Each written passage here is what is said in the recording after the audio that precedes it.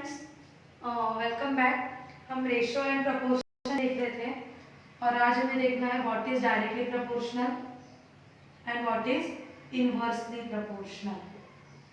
ठीक है, हमने बहुत सिंपल एग्जांपल लिया था। अगर 1 कप चाय बनाना है, 2 कप चाय बनानी है तो we take 1 cup of water. ठीक है, in previous example, in previous lecture we say कि अगर 1 कप चाय बनानी है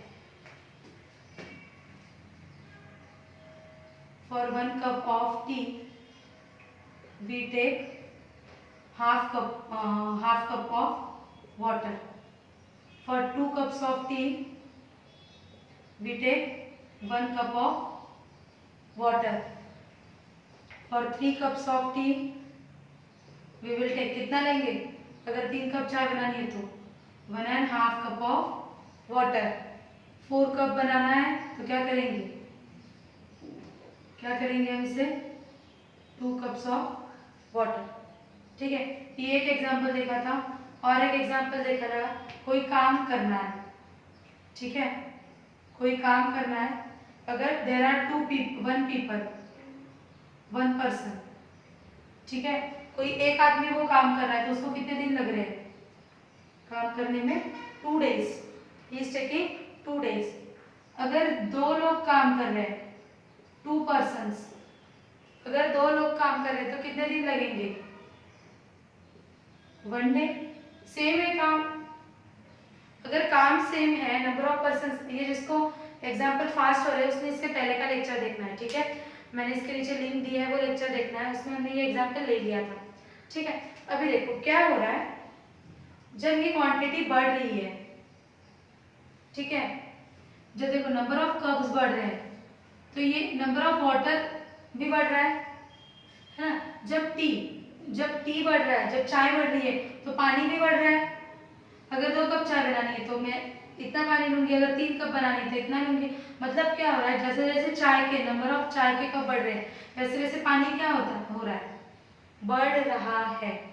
जब ऐसा होता है तो we call it as directly proportional. Proportional तो दोनों है, ये भी प्रोपोर्शनल है, ये भी प्रोपोर्शनल है। क्यों? क्योंकि दोनों चेंज हो रहे हैं, दोनों डिपेंडेंट है। अगर एक क्वांटिटी के साथ दूसरी क्वांटिटी चेंज होती है तो उसे हम क्या कहते हैं? We call it as proportional. Proportional किस केस में? दोनों है। लेकिन देखो यहाँ पे क्या हो रहा है, इसके साथ ये भी बढ़ रहा है ना। अभी देखो यहाँ पे क्या हो रहा है, जब ये क्वांटिटी बढ़ रही है, जब नंबर ऑफ पर्सन्स 2 है तो ये क्वांटिटी क्या हो रही है? घट रही है। तो ये क्वांटिटी क्या हो रही है? घट रही है। मतलब जब एक क्वांटिटी बढ़ती है उसके साथ दूसरी घटती है तो इसे हम कहते हैं इनवर्सली प्रोपोर्शनल। क्या कहते हैं हम इसे? We called it as inversely proportional. ठीक है, सो ये सेकंड एग्जांपल, इसीलिए मैंने आपको ये 2 एग्जांपल दिए थे।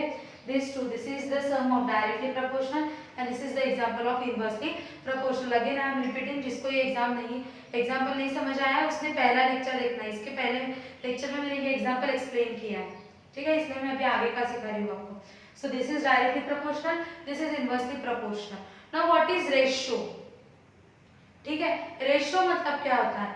देखो अभी 1, ये 1 और ये 3 है।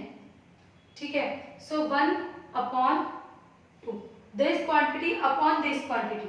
सी 1 divided by 1/2, 1 divided by 1/2। Actually ये हाफ आने की वजह से कॉम्प्लिकेटेड हो गया। I will remove this half. I will consider कि 1 कप चाय बनाने के लिए 1 कप पानी लगेगा। ठीक है, इससे क्या हो जाएगा, आपको थोड़ा आसान हो जाएगा। 2 कप चाय बनाने के लिए 2 कप पानी लगेगा, 3 कप के लिए 3 कप, 4 कप के लिए 4 कप। ठीक है, क्योंकि हाफ से थोड़ा मल्टीप्लाई डिवाइड करना मुश्किल होता है, इसलिए मैंने लिख लिया। ठीक है, सो देखो this divided by this quantity, so 1 divided by 1 is equal to this divided by this 2 divided by 2। ठीक है, अगर नंबर ऑफ शुगर लेते हैं, देखो 1 कप बनाने के लिए कितने 2 स्पून चाय, सपोज चाय नहीं शुगर, अगर 1 कप चाय बनानी है तो 2 स्पून ऑफ शुगर है ना। 2 कप चाय बनानी है तो कितने स्पून लगेंगे? 4 स्पून लगेंगे। अगर 1 कप के लिए हम 2 स्पून शुगर डाल रहे हैं तो 2 कप के लिए कितने लगेगी? 4 स्पून शुगर लगेगी। 3 कप के लिए I will write sugar, this is the what sugar, ठीक है। 3 कप के लिए कितने लगेगी? 6 लगेगी। आणि 4 कपांसाठी किती लागेल? 8 लागेल। 8 स्पून, 8 चमचे साखर लागेल। सो दिस क्वांटिटी म्हणजे बघा, जेव्हा नंबर ऑफ कप, जेव्हा चहाची क्वांटिटी वाढते तेव्हा साखरची वाढते, चहाची वाढली साखरची पण वाढली, चहाची वाढली साखरची पण वाढली, चहाची वाढली साखरची पण वाढली, ठीक आहे। सो जेव्हा एक क्वांटिटी आणि दोघं म्हणजे दोघं क्वांटिटी चेंज होता है, this two quantities are changing with respect to each other, this are dependent on each other as well as काय होत आहे, एक कपाची क्वांटिटी वाढते त्याच्यासोबत दुसरी पण वाढते। जेव्हा असं होईल तेव्हा we call it as directly proportional. आपण त्याला काय म्हणतो? आपण त्याला म्हणतो डायरेक्टली प्रपोर्शनल। आता बघा, दिस 2/1, 2 डिवाइडेड बाय 1, ठीक है। If I take ratio, ratio म्हणजे काय कि this quantity upon this quantity, this upon this, upon म्हणजे this divided by this, this is nothing but ratio, ठीक आहे। याला आपण काय म्हणतो? रेशो। म्हणजे कुठली पण गोष्ट आणि कुठल्याही दोन गोष्टी दिस डिवाइडेड बाय दिस असं जेव्हा असेल, म्हणजे 6 डिवाइडेड बाय 3, 8 डिवाइडेड बाय 4, जेव्हा असं असेल तेव्हा we call it as ratio. तर यू कॅन ऑब्झर्व बघा, आता हे 4 divided by 2, I can write this 4 divided by 2, 2 2 जा 4, 2 1 जा 2 है ना, म्हणजे 4 divided by 2 is nothing but 2 by 1। इथे पण मी 3 1 जा 3, 3 2 जा 6, तर this is nothing but 2 divided by 1, आणि इथे पण this is nothing but 2 divided by 1, this is also 2 divided by 1, and this is also 4 1 जा 4 and 4 2 जा 8, so this is also 2 divided by 1, ठीक है। so see ratio of this quantity, this is nothing but what? Ratio। 8 divided by 4, that is nothing but 2 divided by 1, this is nothing but ratio, and when the ratio is constant, ठीक है, ratio is constant, ratio जेव्हा constant असतो, बघा इथे ratio constant आहे 2 divided by 1, 2 divided by 2 1, 2 divided by 1, जेव्हा ratio constant असेल तर we call it is the quantities are in directly proportional. This is very important, please mark this, mark mark mark, सगळ्यांनी mark करून ठेवा। जेव्हा directly proportional असतो तेव्हा काय कॉन्स्टंट असतो? Ratio is constant. And what is ratio? Ratio is first quantity divided by second quantity, ठीक है। जेव्हा कुठल्याही गोष्टीचा रेशो कॉन्स्टंट असेल तेव्हा we can call it is in directly proportion, it is in direct proportion, ठीक है। आता नाउ इन दिस कंडिशन, इथे बघा रेशो सेम आहे का?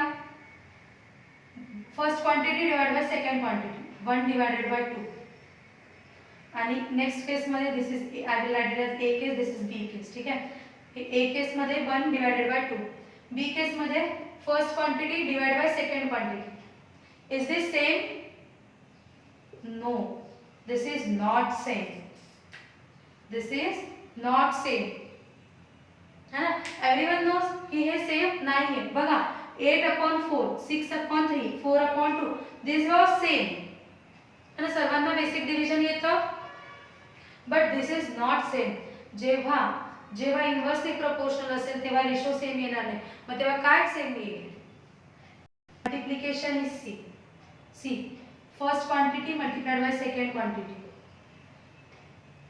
First quantity multiplied by second quantity, is this equal? Yes, is this equal? Yes. आणि कुठल्याही गोष्टीचं जेव्हा मल्टिप्लिकेशन करतो तेव्हा आपण त्याला काय म्हणतो?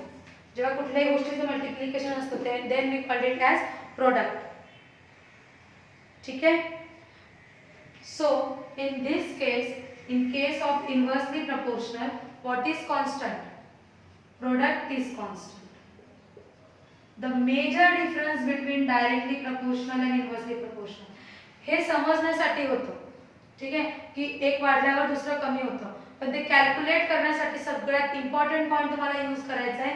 इन inversely proportional product is constant, indirectly proportional ratio is constant. नेहमी लक्षात ठेवायचं आहे. याच्यावरूनच तुम्ही व्हॅल्यू फाइंड करणार आहात. व्हॅल्यू कशा फाइंड करणार आहात हे तुम्हाला मी शिकवणारच आहे एक्झाम्पल्समध्ये. पण नेहमी लक्षात ठेवायचं आहे डायरेक्टली प्रपोर्शनल मध्ये काय कॉन्स्टंट असतो, रेशो, आणि इनव्हर्सली प्रपोर्शनल मध्ये काय कॉन्स्टंट असतं, प्रॉडक्ट. ठीक आहे. हाऊ टू फाइंड व्हॅल्यू, जेव्हा आपण एक्झाम्पल सॉल्व करू तेव्हा आपण व्हॅल्यूज पण फाइंड आउट करायला शिकणार. ठीक आहे. So this was for today. Thank you friends.